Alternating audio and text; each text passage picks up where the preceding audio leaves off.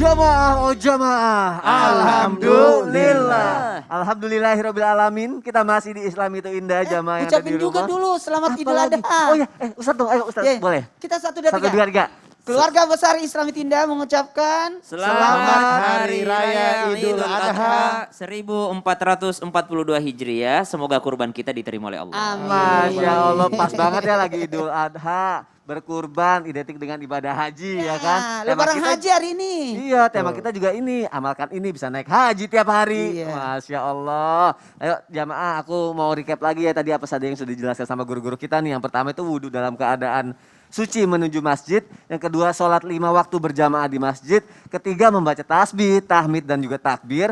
Keempat berzikir setelah berjamaah subuh sampai waktu duha. Kelima sholat isyraq. Yang selanjutnya apa? Katanya kan ada di dalam rumah. Terus mudah tapi kita lupa.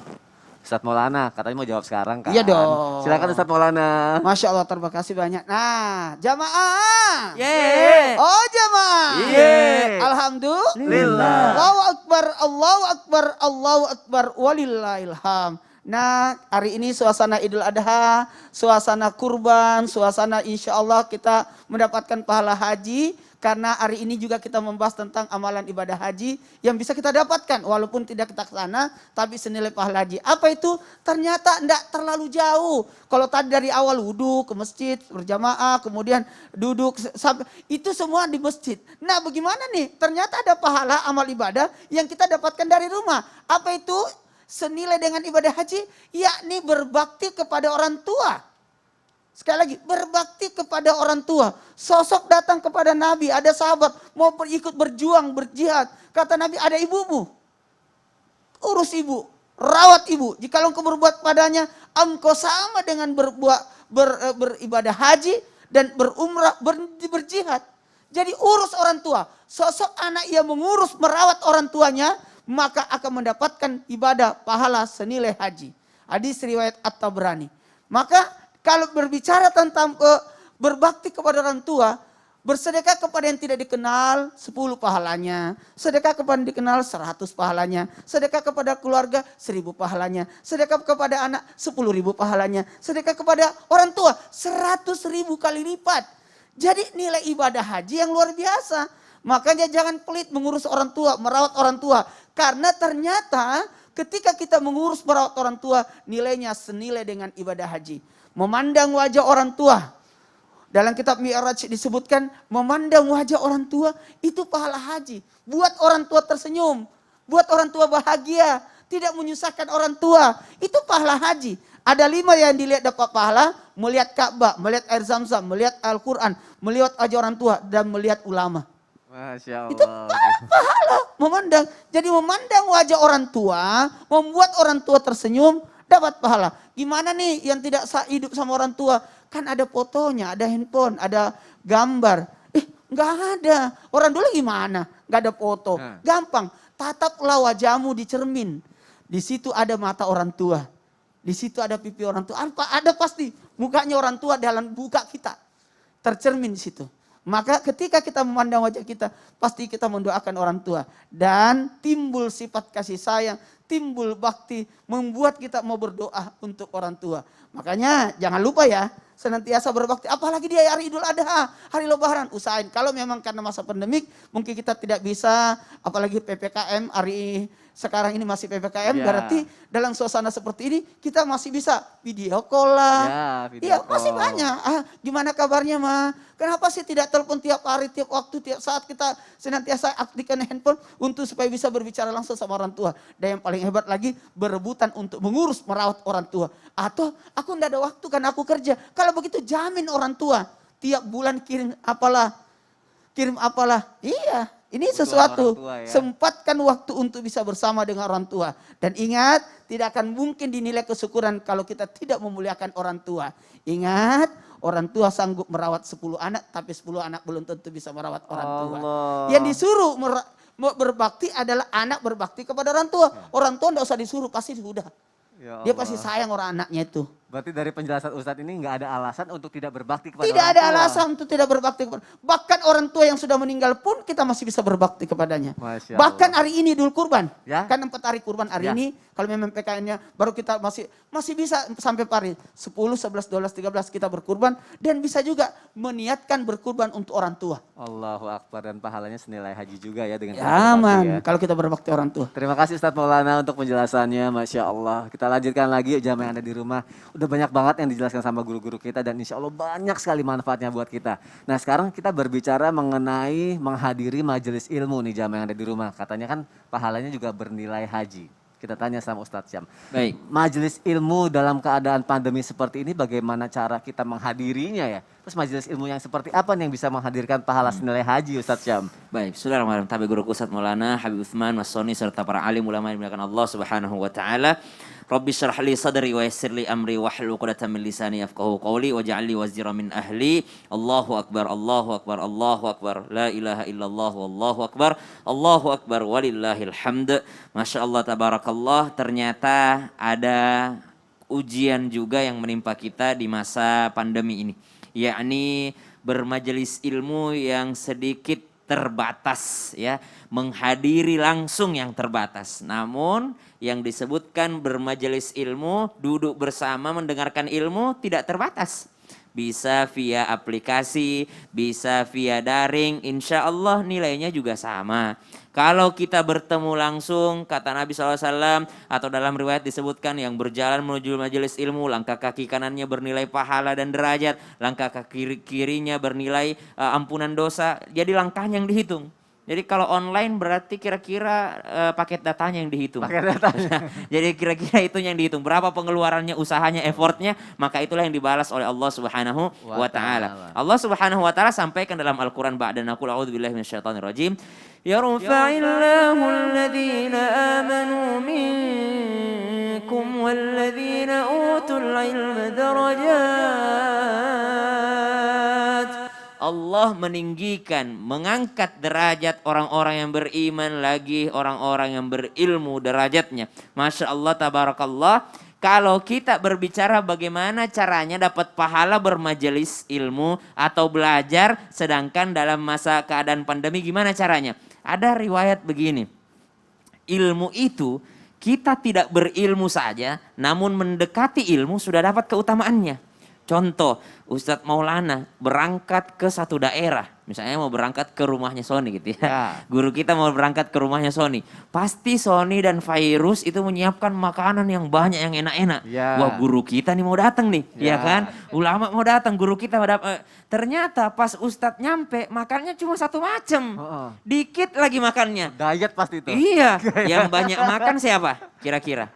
Pak Rifai, asistennya, drivernya, yang nemenin. Itu baru deket-deket sama Ustadz udah dapat makanan banyak. Rezekinya, oh. Baru deket-deket sama ilmu udah naik derajatnya. Baru deket, belum berilmu. Baru kita nemenin kiai nih ya. Kita nemenin kiai ke suatu tempat majelis. Kita dihormati sama orang, Iya. dimuliakan sama orang, diberikan tempat duduk yang mulia. Subhanallah. Kita baru deket-deket aja ngikut-ngikut nentengin tasnya udah dapat kemuliaan. Apalagi kalau kita yang berilmu. Subhanallah. Makanya Nabi SAW mewajibkan untuk menuntut ilmu. Siapa itu? Faridah ala kulli muslimin wal muslimat. Baik muslim laki-laki ataupun muslim perempuan. Untuk yang namanya wajib dalam menuntut ilmu. Insya Allah tanpa mengurangi yang namanya keberkahannya. Walaupun beda sih.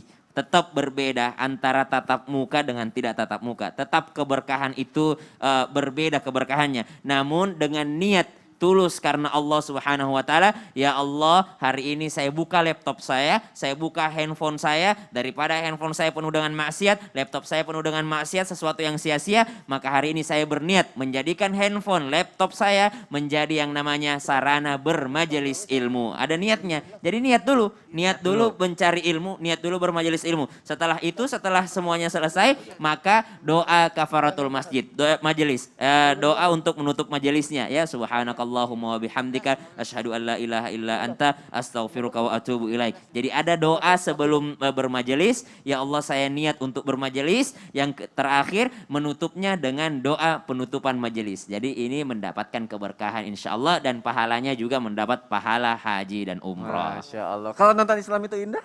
Oh iya dong. Jadi sebelum nonton Islam itu niat dulu. Ya Allah saya berniat semoga ini Allahumma rzuqni zidni ilma warzuqni fahma. Gitu. Masya Allah. Terima kasih Ustaz Syam untuk penjelasannya. Kita lanjutkan lagi jamaah. Biasanya kita kalau misalnya mau naik haji pasti naik pesawat ya. Tapi kali ini naik sepeda loh. Kita lihat tayangannya yuk. Silakan.